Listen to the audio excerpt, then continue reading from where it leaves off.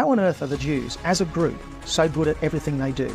How many children in Middle Eastern countries that surround and generally hate Israel owe their lives to this Jew? Is that irony?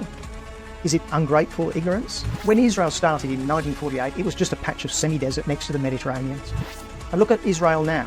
Not many people realise that it's actually a technological powerhouse. It's small, but it's a powerhouse. So to answer the question, what did the Jews ever do for us, scientifically?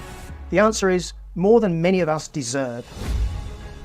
Jews make up 0.2% of the world population. Guess what percentage of Nobel Prize winners have been won? About 20%. They are overrepresented by a factor of over 100, 10,000%. They are awfully good at so many things. We have Google, Dell Computers, Facebook, Warner Brothers, DreamWorks. But let's look at the scientific achievements of the Jews. Albert Einstein, Time magazine's Person of the Century. Without Einstein, so many things that we have today would be effectively impossible. For example, lasers. Without lasers, there's no internet. And the GPS systems would be impossible without Einstein's work on relativity. So here are some other great Jewish scientists. Fritz Haber. It is estimated about half of the nitrogen in the protein in your body comes out of a factory that depended on the work of Haber. Billions of people are now alive who could not have come into existence without this Jewish genius. About half the people in the Middle East surrounding Israel owe their existence to Haber.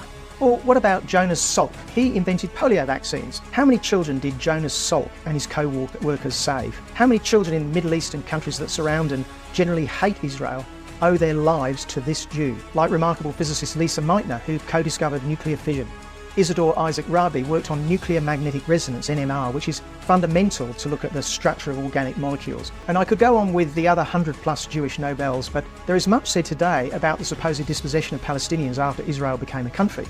But it never seems to be mentioned that Jews were thrown out of countries in the Middle East, 50,000 from Yemen alone, and look what became of Yemen. Perhaps 1 million Jews have been expelled since the 1940s from Arab countries and Iran. Just think how America, in particular, gained from the Jews that went there.